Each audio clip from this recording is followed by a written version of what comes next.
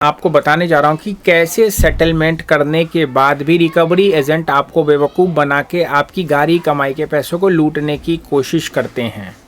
जी हाँ दोस्तों, कभी कभी क्या होता है कि आप अपना सेटलमेंट एक रिकवरी एजेंट के माध्यम से करवा देते हैं। सेटलमेंट लेटर आपके मेल पे आ जाता है। दूसरे दिन आपको सेटलमेंट के लिए दूसरा रिकवरी एजेंट आपको ऑफर करता है। जिस रिकवरी एजेंट ने आपको सेटलमेंट लेटर दिया था उसको काट करने की कोशिश करता है और आपको बताता है कि वो गलत है, ये सही है, वो मुश्किल है, ये आसान है। तो उसमें क्या होता है दोस्तों, इसमें गड़बड़ झाला हो जाता है और आप दूसरे के सजबाग में आके अपने सेटलमेंट को ख़राब कर लेते हैं। इस वीडियो में आपको मैं यही बताने और समझाने की कोशिश करूंगा। एक रिकॉर्डिंग एविडेंस भी मैं आपके सामने चलाने की कोशिश करूंगा। इस वीडियो को अंत तक देखिएगा।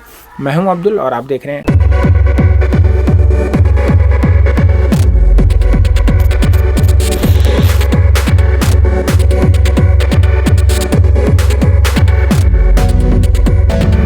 दोस्तों स्वागत है आपका एक नई वीडियो में। और आज का जो टॉपिक है दोस्तों कि कैसे आपका सेटलमेंट होने के बाद भी आपका सेटलमेंट नहीं होता है, कैसे एक रिकवरी एजेंट दूसरे रिकवरी एजेंट के सेटलमेंट लेटर को अनवैलिड करवा देता है और अनवैलिड कराने की कोशिश करता है।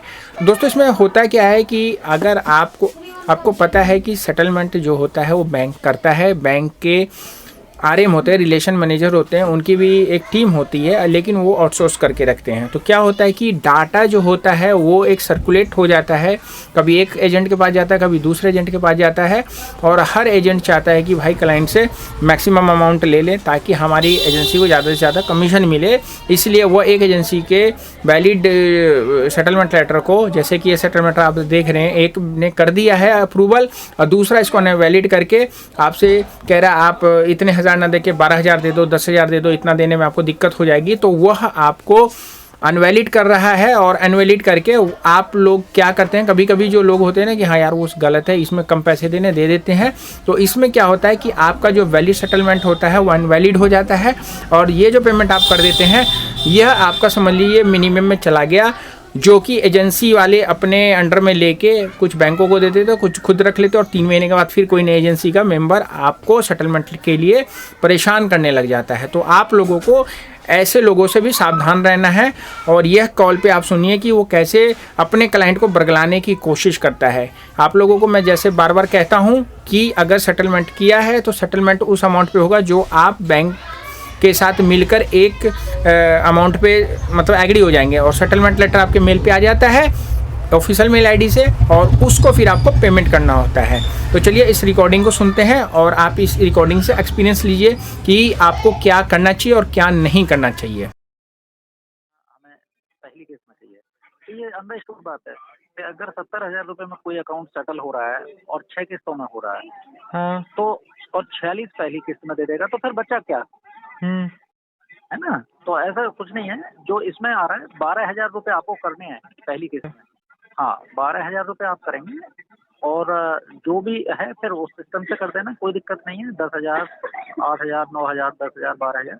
और प्रॉब्लम ये है कि बैंक ने इशू करा है 46,000 मिनिमम इंस्टॉलमेंट। उसके बाद आप मेरी बात सुनिए पहले। सर मैं आप मेरी बात तो सुनिए सर। आपकी बात ठीक है सर, हाँ। मैं सुन तो रहा हूँ, आप मेरी बात सुनो। जी बिल्कुल ठीक है आपकी बात कि बैंक ने 46,000 रुपीज लिख के दे दिया है जी। अब कस्टमर को थोड़ा सा ये रहता है कि भैया 46,000 रुपीज लिख के दिया है और मैं उस अकॉर्डिंग नहीं करूंगा तो मेरा लेटर खराब हो जाएगा, यही आपका कंसर्न है? जी बिल्कुल यही कंसर्न है सर। देखो होता क्या है, बैंक जब भी सेटलमेंट करता है ना, बैंक की उम्मीद ये होती है कि भैया जो स्टार्टिंग में हमने पैसा लिया है, मतलब जो आपका 3 महीने 4 महीने का ड्यू है पैसा, वो बैंक पहले आपसे लेता ही लेता है। अब वो ये होता है कि देखो हमारा भी टारगेट ओरिएंटेड जॉब है, तो हम लोग थोड़ी बहुत फ्लेक्सिबिलिटी अपने एंड पे दे देते हैं कि सर आप 46,000 रुपीज अगर देखो, तो बैंक को भी समझना चाहिए सर कि 70,000 रुपये का सेटलमेंट है। अगर पहली किस्त 46,000 रुपीज दे दी कस्टमर तो बचा ही क्या। तो इस चीज के लिए हम लोग अपने एंड से थोड़ा फ्लेक्सिबिलिटी दे देते हैं।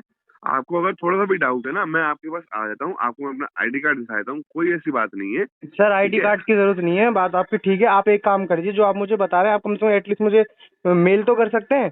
कल को कोई फ्यूचर में कोई प्रॉब्लम होगी तो हम उस चीज को तो आगे फॉरवर्ड कर लेंगे। सर पैसा मैं बल्कि कम मांग रहा हूँ, उसमें फिर क्या गलती होगी? सर गलती नहीं सर, मेरी बात सुनिए, गलती नहीं है। मेन चीज ये है कि कल को ये प्रॉब्लम आए, जैसे अब तक मैं पेनल्टियों में देखो कितना पेमेंट जा चुके मुझे ही पता, आपको नहीं पता। ठीक है, मुझसे कहा गया कि सर आज आप इतनी पेमेंट करा दो 12-15 हज़ार रुपए की, आपका सेटलमेंट करा देंगे। फिर वो कहते हैं वो टीम अलग थी। मैंने काफ़ी प्रॉब्लम फेस करी है, वरना इतना नहीं किस्ता।